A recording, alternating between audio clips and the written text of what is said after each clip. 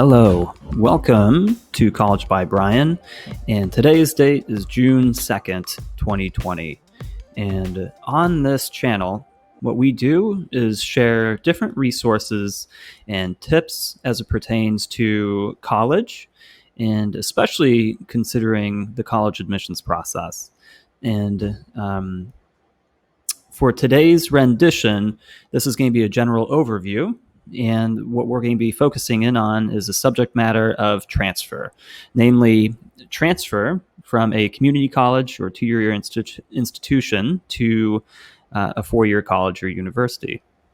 So I will be going through an overview here and referencing some different tips and resources to utilize. In other upcoming sessions or episodes, we'll also be interviewing other college admissions professionals. So you'll be able to hear from them directly, as well as some that are representing some of the resources that I'll be covering here. So the first step, when we think about transfer and the transfer basics, the first thing that we really want you to consider is planning ahead. A question that comes up with some frequency whenever I've talked with students in the past, or as I look at providing some intentional feedback as far as how to maximize your time as a student, is really making sure that you are starting right away. And with things such as like a career or a college, to transfer to, some of that seems further down the line than what is in reality.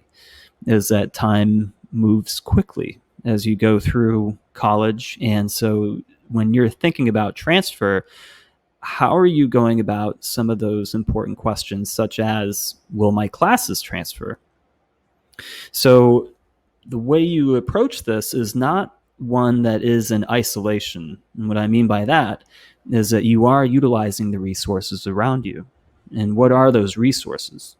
First thing I would point out is, first off, if you're in high school, this looks like your guidance counselor, as well as admissions officers at colleges of interest. If you're at a community college, as far as this subject of transfer, are you connecting with your academic advisor? And do you know who that person is? And how often are you meeting with that individual? Because you should be meeting on at least every semester basis to talk through things like, what classes should I take? Will these classes transfer? Especially early on in this process, what partnerships exist? If you are looking at a particular institution to transfer, maybe your community college has a guaranteed admission agreement with that institution. How do you find that out? Again, this goes back to, who are you in contact with, namely from an admissions office and your academic advisor or guidance counselor if you're at the high school. Again, it is never too early to start thinking about this transfer process.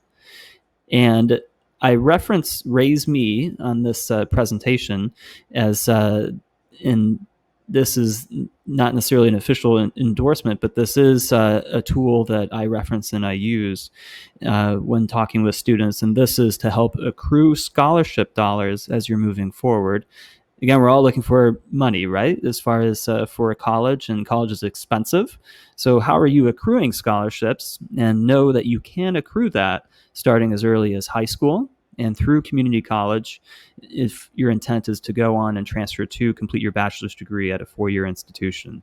This is also a great resource as far as searching for institutions and filtering that by what are you prioritizing. And a good little tip that I like to use here is, if you have even just a blank sheet of paper, write down what is it that's important to you, especially if you're undecided on a major or a college to transfer to. That's overwhelming. There's 5,000 colleges in the US alone.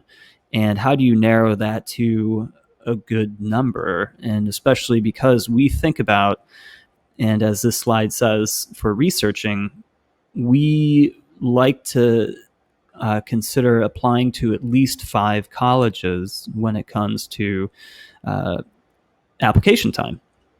How do you get to that point? How do you get to the point of applying to that number of institutions, especially when there's so many? Is to make a list. And so examples of this could be, okay, I'm looking only at colleges, universities that are within my state. Or maybe you're looking to commute to that college or university. If so, how far is too far? What is it that's a deal breaker for you? Maybe you're only going to consider a college that your boyfriend is going to or your girlfriend is going to. And then the next thing is to, once you have that list of priorities, is to really list them by priority. So, and to think through, okay, is it most important that the college is in a city, or would you consider a school that's maybe further out in a rural kind of setting? But again, the goal is to apply to at least 5 colleges so that you have that comparison. You're able to gain that knowledge and really research what would this look like for you to attend that school. Because what can become problematic is the continual process of transferring.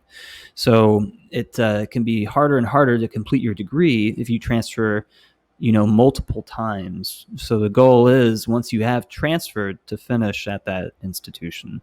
But maybe in this current climate of COVID-19, maybe you can't go to visit that campus, and maybe that's not a good idea given the global pandemic.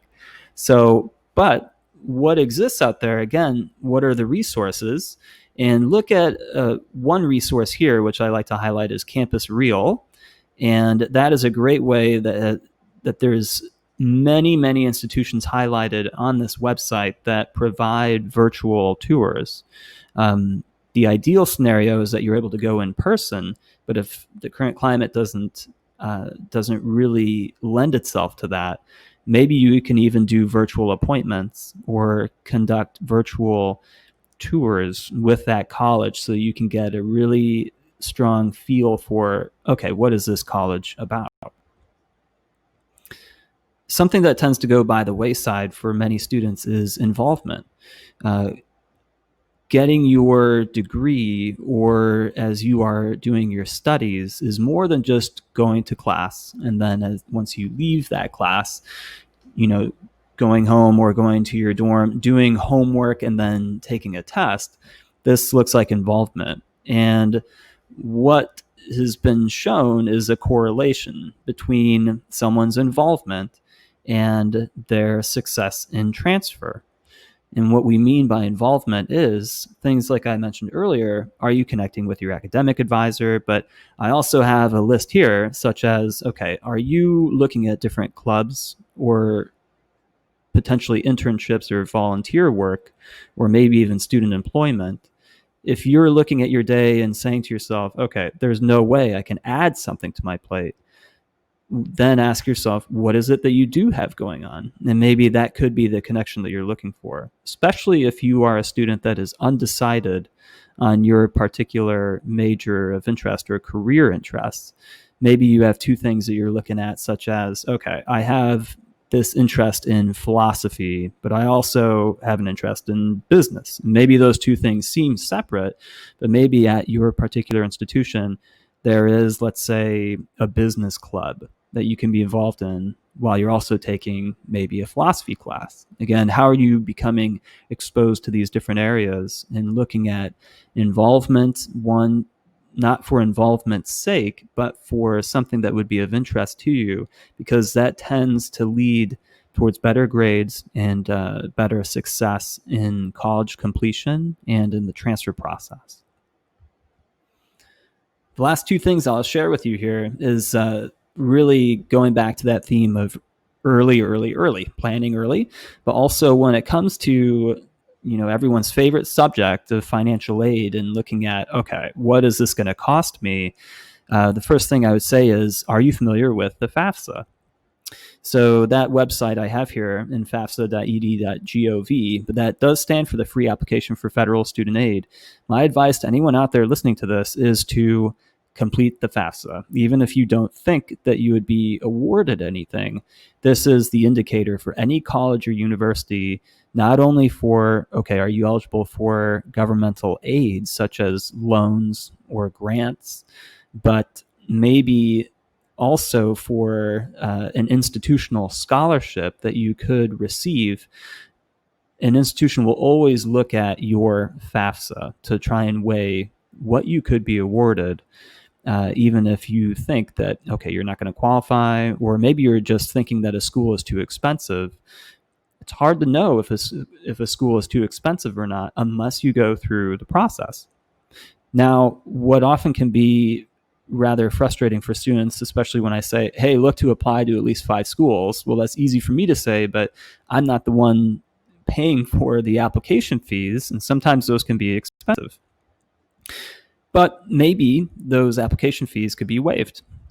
And the best way to go about, researching this is to use a resource like this. As far as the nacacfairs.org, is that there's an application fee waiver process that they do, which, by the way, utilizes the FAFSA and have you submitted the FAFSA to an institution.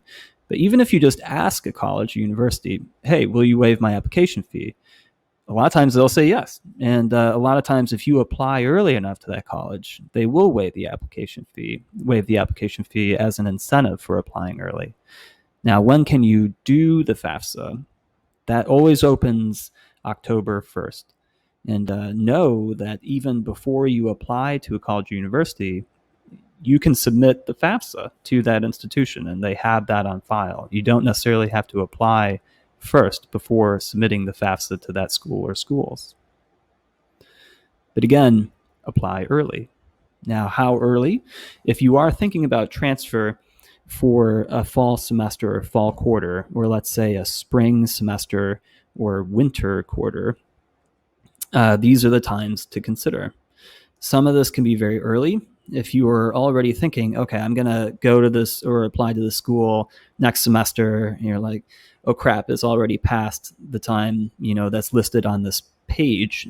Not all is lost, but the reason why I suggest thinking maybe October 1st and February 1st, depending on the semester you're trying to enroll, is getting in this mindset of doing these things early, because it can creep up on you. And your stress can really grow and grow the longer that you wait. Or if you're trying to apply, let's say, to 5 or 6 or 7 schools, and each one has a different application deadline, that can be overwhelming to manage. But one tip I like to say is, what's the earliest deadline? And maybe just your goal then would be to apply to all those schools by that specific date. That way you can check all of those things off. And once more, be thinking, what can you do today as far as your checklist for transfer versus maybe next week or next month or a few months from now?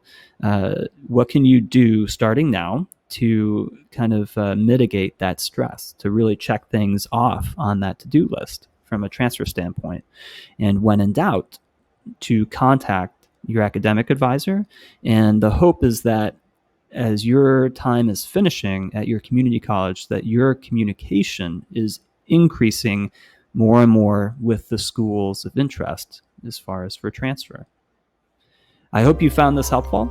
Please hit subscribe on my channel below.